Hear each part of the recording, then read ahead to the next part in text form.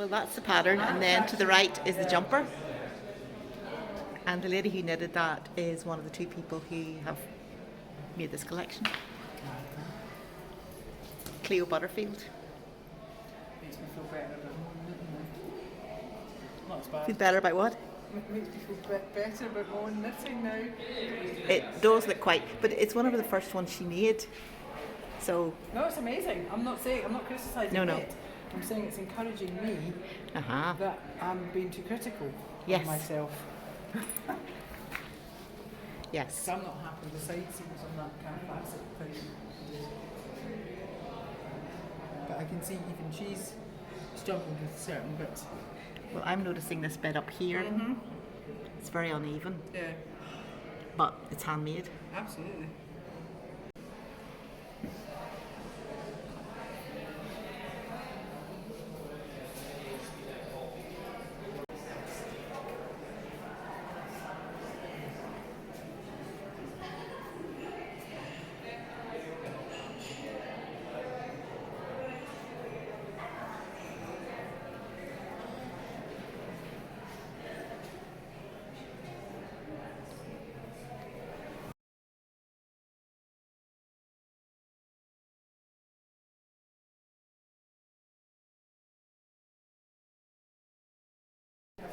Right, these are stripes going across here. It's one piece of material that's been joined in a seam here, but they turn into chevrons when you join them into a sleeve. They become a diagonal, so if you could see that seam, which you can't, they would be joining up and forming a V shape like a chevron. And I love these little details on that. On the sleeves. Time when it was strictly associated with underwear, and you just said imagine wearing your tight corset. We need to get this underwear and make it in, why is it being used for just undergarments? Why is it not being used for... That's true. And who knows what the train of thought is unless people share it. And the other thing about it is that in the 1910s, I think it was, they had hobble skirts, if you've seen those. Yeah. Where the only way you could walk was like a penguin. Not called hobble skirts for nothing. Indeed. It's a golf coat. That looks like I thought that was a dressing gown.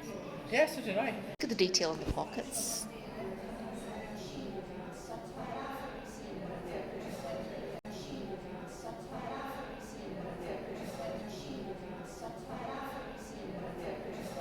This is, it says odds and ends of wool were used to create that. This is make, do and mend.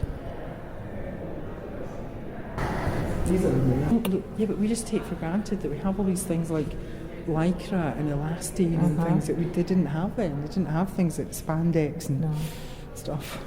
There was no choice, but then they had to be knitted. And they are wool, it's saying wool they don't jersey. Look like it from back there. They just look really modern, like really modern swimsuits, and then you come up close and you realise they're knitted.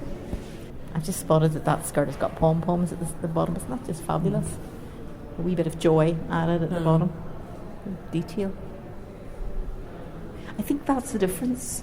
All of these have got detail in them, whereas the clothes we buy in the shops that are fairly much mass-produced cut all that out, put in really standardised things, and no embroidery. Whereas, apart from obvious, Yeah, you can get it high-end stuff. You can get if you pay for it. You can get embroidery. My mum said she was when she stayed in the YWCA when she first came to Edinburgh.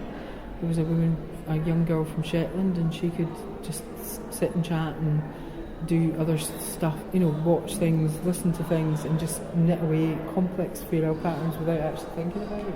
Yeah. But yeah, it's clean something. Yes, pattern. The novelty factor.